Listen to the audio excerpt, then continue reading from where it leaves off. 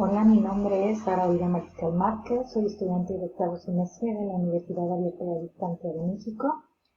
Estoy cursando la licenciatura de Nutrición Aplicada y a continuación realizaré la exposición de un caso clínico, el cual elegí durante mis prácticas en Estadia 2 a la licenciada Gabriela Villalobos, que es mi asesora externa en el Hospital Siena de León, Guanajuato. El caso de elección fue de una paciente femenina de 56 años de edad con diagnóstico médico de cetoacidosis diabética y estado hiperosmolar. El familiar del paciente refirió una pérdida de peso aproximadamente de 5 kilogramos en 3 meses, con una ingesta líquida hipocalórica en la última semana. El hijo comenta que solo ha consumido té, caldos, hierbas y papilla a base hecha de fruta y verdura. Se encuentra postrada desde hace 7 días con sospecha médica de una trombosis en el miembro inferior derecho. Por lo tanto, se ingresa a hospitalización con una glucosa de 700 miligramos sobre decilitro, además de encontrarse desorientada, hipoactiva y somnolienta, con antecedentes heredofamiliares de madre hipertensa y diabética, por lo cual se interconsulta a nutrición. El recordatorio de 24 horas, como ya lo mencioné, es té, caldos, hierbas, papillas de frutas y verduras. Como antecedente, la cetoacidosis diabética y el estado hiperosmolar son complicaciones que presenta el paciente diabético en la mayoría de las veces al no tener los cuidados pertinentes y no seguir las indicaciones del médico y un nutriólogo, por lo que se presenta en este tipo de enfermedad en diabetes mellitus tipo 2. Esto es a causa del déficit relativo absoluto de la insulina que aparece este tipo de situaciones, que es un desorden metabólico por la reducción circulante de la insulina, lo cual contribuye al estado hiperglucémico, causando un desequilibrio y alteraciones electrolíticas, lo que produce un déficit de líquidos asociados en especialmente el sodio, potasio, aumentando la tonicidad plasmática, lo que provoca una deshidratación celular. Se le indica en laboratorios a la paciente, ya que cuando llega al hospital dicen los familiares que presenta de glucosa 700 miligramos sobre decilitro, pero al hacer los análisis bioquímicos se verifica que la paciente presenta 720 miligramos sobre decilitro de insulina. La hemoglobina es ligeramente baja, presenta hipolipidemia, hipernatremia, hipopotasemia. El cloro se encuentra moderadamente alto, presenta hipermagnesemia, hipofosfatemia, hipocalcemia, y esto nos indica que presenta un desequilibrio electrolítico, además de un nivel elevado exageradamente de glucosa, lo cual nos hace evidenciar la cetoacidosis diabética y su estado hiperosmolar.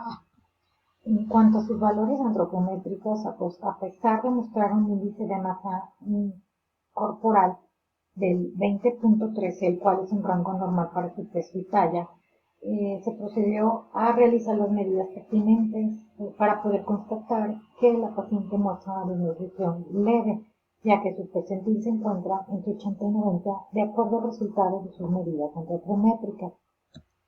Cabe mencionar que la pérdida de peso que ha tenido es del 5% al mes, en 3 meses, dando un total del 15%, y esto lo podemos considerar o clasificar al paciente en un estado de desnutrición leve.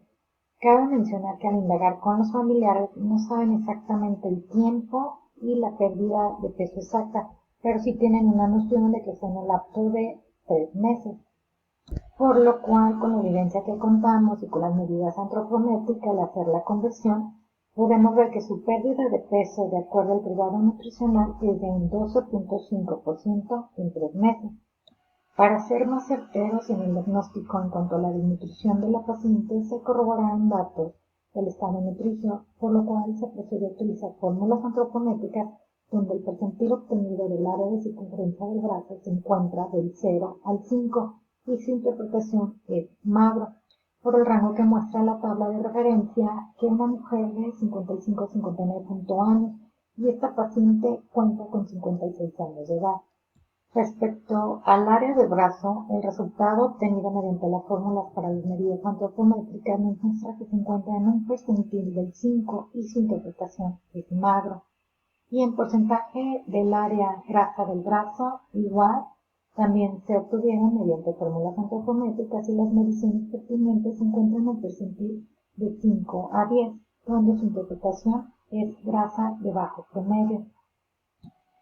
Esto es en un rango de mujeres de 55 a 59.9 años, y esto nos lleva a comprobar la desnutrición leve que presenta la paciente.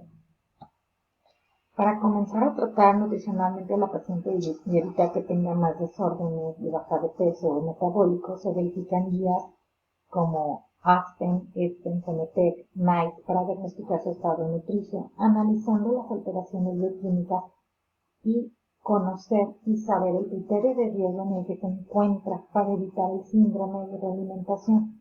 Esto es en base a los resultados previamente hechos por la pérdida de peso, el IMC y su ingesta alimentaria, además de otros factores, ya que se establece que cuando hay riesgo de síndrome de alimentación se procede a hacer el diagnóstico médico y nutricio del paciente. El diagnóstico médico y nutricional lo encontramos en un riesgo mayor, que es el punto B, el síndrome de realimentación.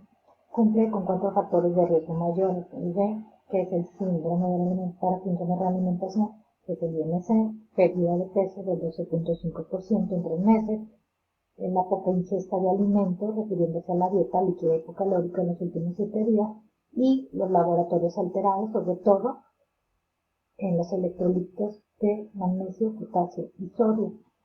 El diagnóstico nutricional es un paciente con riesgo nutricional moderado, ocasionado por baja ingesta calórica proteica.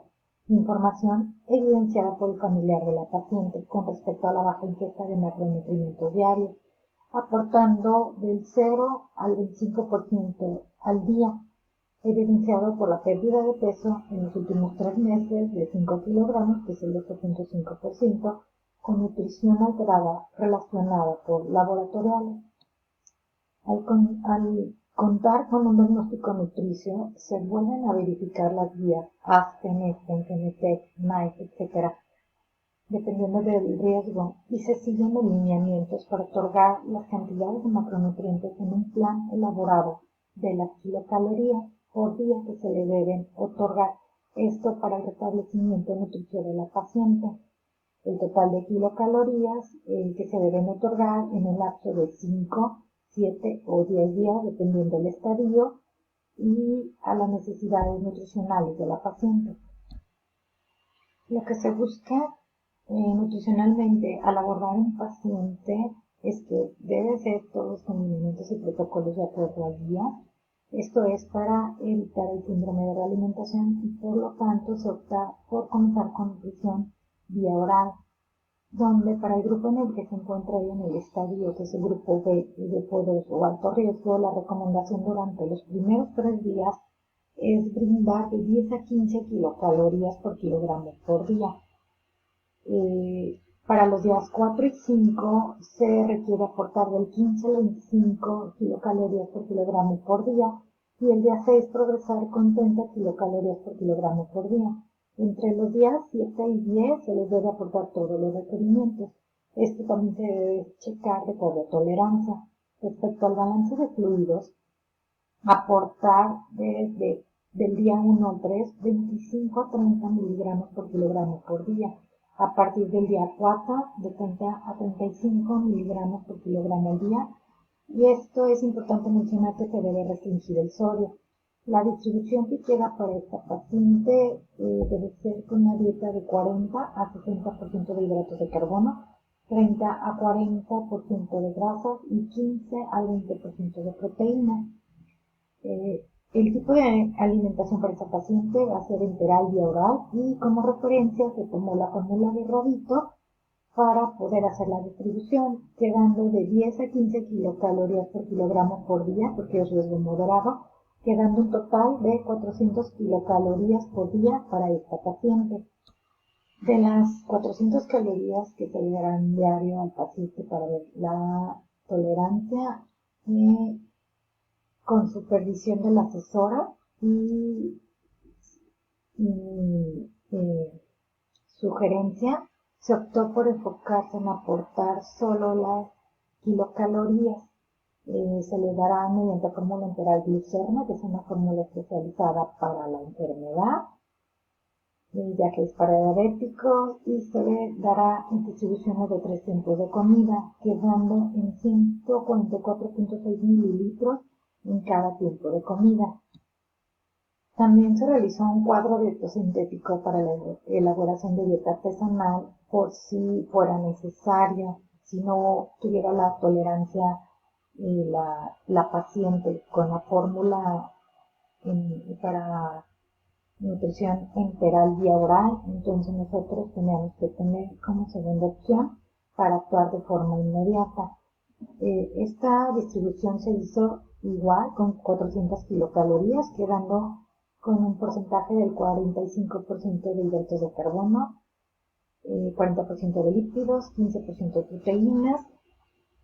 En esta distribución se incluirá una verdura, porciones de frutos de 1.5, cereales una porción, del poa una, leche descremada 0.5, aceite sin proteína 3 porciones. Los alimentos que se incluirán para esta dieta artesanal son pan integral, plátano, pollo sin piel cocido, leche descremada, nuez, aceite de oliva extra virgen y zanahoria.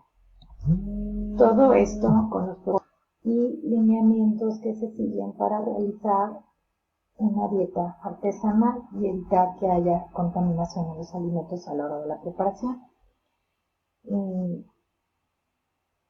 Al hacer la dieta artesanal se debe dividir en 3 bolos de la misma cantidad con una densidad de 1 kilocaloría por mililitro, y este proceso se llevó a cabo bajo la supervisión de una asesora externa, la licenciada Gabriela Villalobos. En cuanto a las recomendaciones que se brindaron a la paciente, son seguir con dieta controlada en carbohidratos, cuidar las porciones de alimentos, incluir refrigerios de nutrientes mixtos, comidas balanceadas, aumentar la ingesta de vegetales, limitar los carbohidratos, evitar ayunos prolongados, preferir carbohidratos complejos, realizar 3 tiempos de comidas de plato fuerte, que es desayuno, comida y cena, e incluir colación matutina, vespertina y, de ser posible, una tercera colación, que es la nocturna, esto para evitar los picos de insulina. La evolución de la paciente tuvo muy buena mejoría en la disminución de la glucosa en su estancia hospitalaria, presentando niveles ya de 140 miligramos sobre decilitro. Todo esto fue resultado del abordaje médico y nutricional. Ya no presentó elevaciones hiperglucémicas, la paciente ya tuvo tolerancia a los alimentos, por lo cual fue también gracias a la buena disposición de ella para intentar restablecerse nutricionalmente. La paciente fue dada de alta, pero no regresó a seguimiento. Esta es toda mi presentación y muestro las referencias para poder abordar a la paciente. Gracias por su atención.